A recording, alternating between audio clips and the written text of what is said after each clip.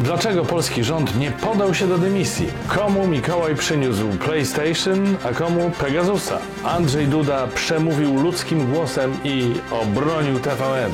Kaczyński na zakupach. Tym razem nie kupuje nowych posłów. Czwartek, 30 grudnia, Maciej Orły, zapraszam na ostatni w tym roku program WTS, w skrócie, w telegraficznym skrócie. Weź ty się, Orłoś, ogarnij.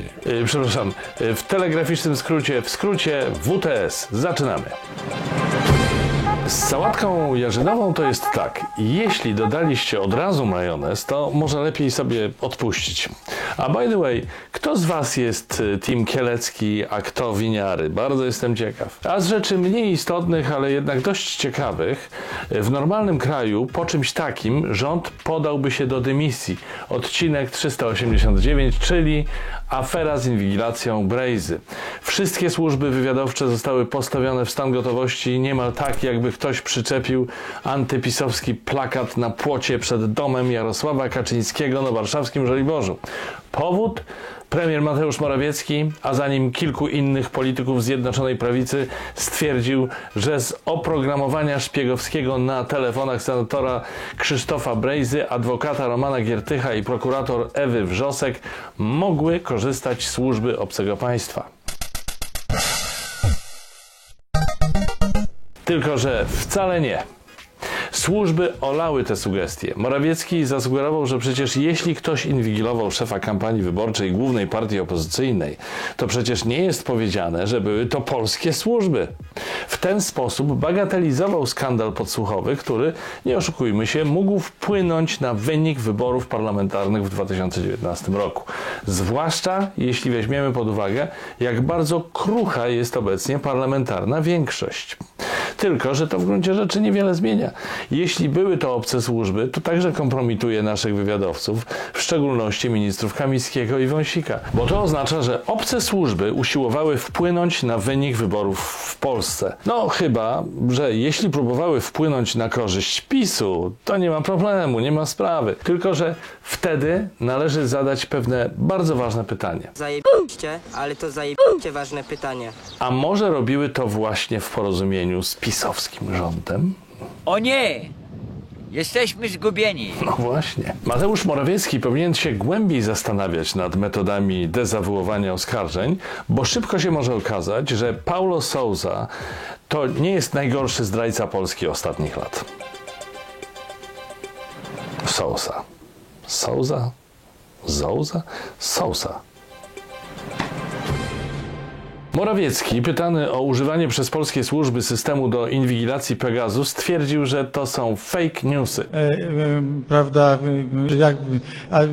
tak. Mógłbym podejrzewać, że wie, o czym mówi, albo że nie kłamie, gdyby informacje na ten temat podał na przykład Cezary Gmys albo portal w Polityce, który już kilka lat temu trafił do zestawienia opracowanego przez naukowców z Oxfordu serwisów ze śmieciowymi wiadomościami. Ale ponieważ podała to renomowana międzynarodowa agencja prasowa, powołując się na ustalenia naukowców specjalizujących się w cyberbezpieczeństwie, to jednak należy podejrzewać, że rózga od Mikołaja Morawieckiego niczego nie nauczyła i po świętach postanowił dalej kłamać. A o tym, że polskie służby raczej nie zamierzają nic zrobić z tym, że ktoś podsłuchiwał ważne postaci życia publicznego, niech świadczy fakt, że prokuratura wczoraj odmówiła wszczęcia śledztwa w sprawie inwigilacji prokurator Ewy Wrzosek. Pani prokurator złożyła zawiadomienie po tym, jak kilka tygodni temu otrzymała od producenta swojego telefonu powiadomienie, że prawdopodobnie stała się ofiarą użycia zaawansowanego oprogramowania szpiegowskiego wykorzystywanego przez służby wywiadowcze. Dla prokuratury to nie jest wystarczającym argumentem, by się tym zainteresować. Pamiętajcie o tym, kiedy następnym razem usłyszycie, że ktoś dostał zarzuty na przykład za obrażanie prezydenta albo jakieś inne głupoty. A skoro wspomniałem o panu prezydencie, mnie się oczywiście wielokrotnie zdarzało kpić z miłościwie nam panującego Andrzeja Dudy, ale tym razem nie wypada go nie pochwalić. No, don't do it! No! No! No! No! No, don't do it! No, don't do it! I hereby declare a meal jihad on all normies.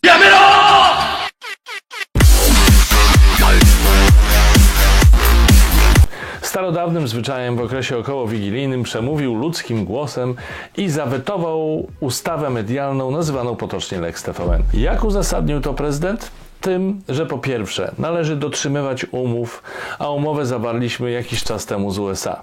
Zapewniała ona swobodę działalności gospodarczej w naszym kraju. Po drugie, mówił, że właścicielom TVN-u należy się ochrona praw słusznie nabytych. Po trzecie, że wolność mediów, a po czwarte, że nie ma co wzniecać sporów społecznych, kiedy mamy na głowie inne problemy. No zupełnie jakby wystawili jakiegoś sobowtóra. Albo, uwaga, złowrogie alter ego, panie prezydencie. Jeśli tak właśnie się stało, to proszę się odezwać, mam ten sam problem. Mogę coś doradzić. Orłoś, ja zawsze chwaliłem pana prezydenta Andrzeja Dudę. Zawsze.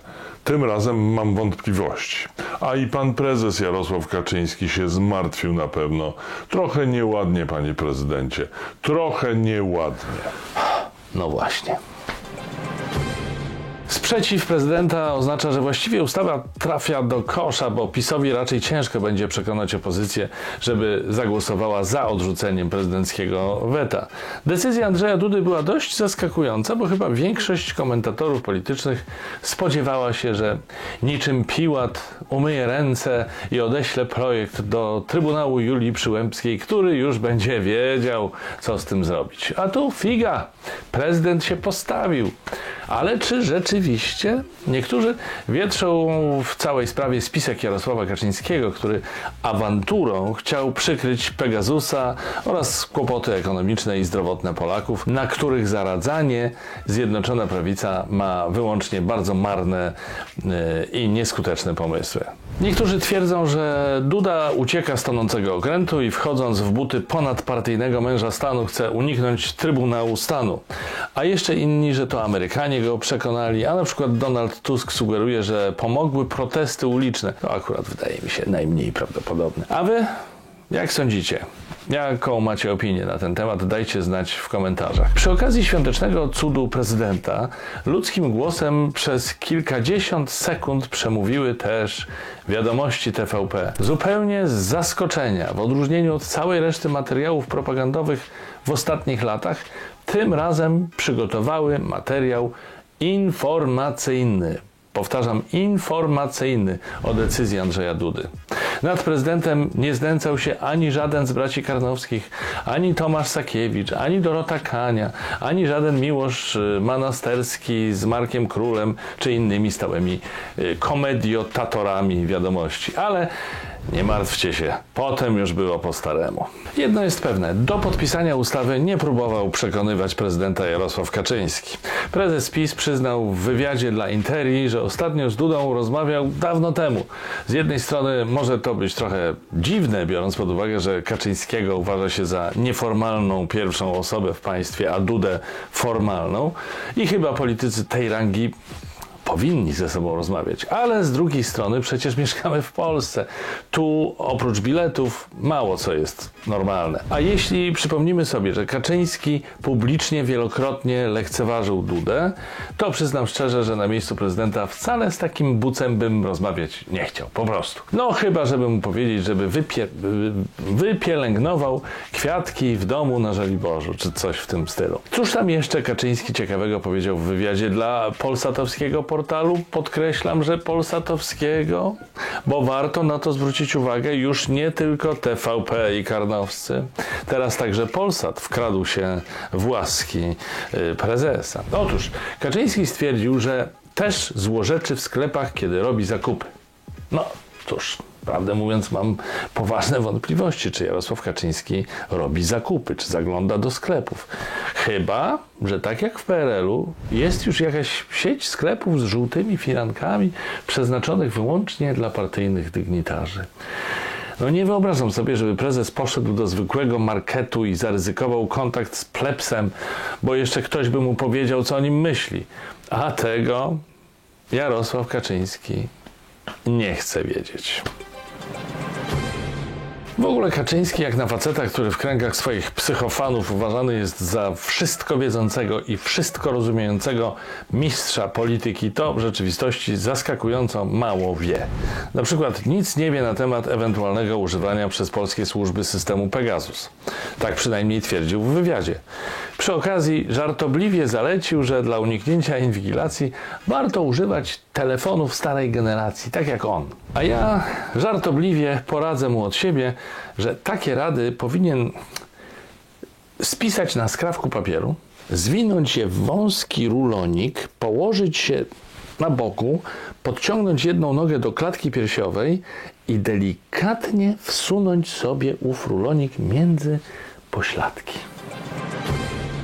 Mniej więcej w te same okolice można wkładać petardy zakupione na Sylwestra, bo odpalanie ich to jest dopiero głupota. Może nie większa od Sylwestra TVP w Zakopanem, to znaczy nie wiem, jaka będzie sama impreza, ale to, że najpewniej obostrzenia epidemiczne nie będą obowiązywały tylko tego jednego dnia, bo przecież prezes Kurski musi się polansować, to jest szczyt głupoty i bezczelności. Tak, Jacek Kurski będzie najjaśniejszą gwiazdą tej imprezy. Oprócz niego wystąpią też jacyś muzycy, ale oni są mniej ważni. Jakiś tam Zenek czy jakaś tam Maryla. Tymczasem posłuchajmy, jakich muzyków zaprosił dziś do WTS-u Antoś. Witam. Witam. Dziś w kąciku muzycznym zespół, który już był raz w WTS-ie i chyba wzbudził największe zachwyty szanownych Państwa, więc no jest szansa, że i tym razem zamiotą tak na koniec roku trochę jak Duda z tym wetem.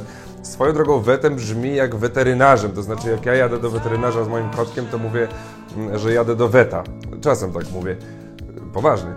Bardzo kibicuję tej drużynie przed Państwem. Dziś zespół Dumb Dog w utworze Przedwczoraj, to znaczy dziś zespół w utworze Przedwczoraj.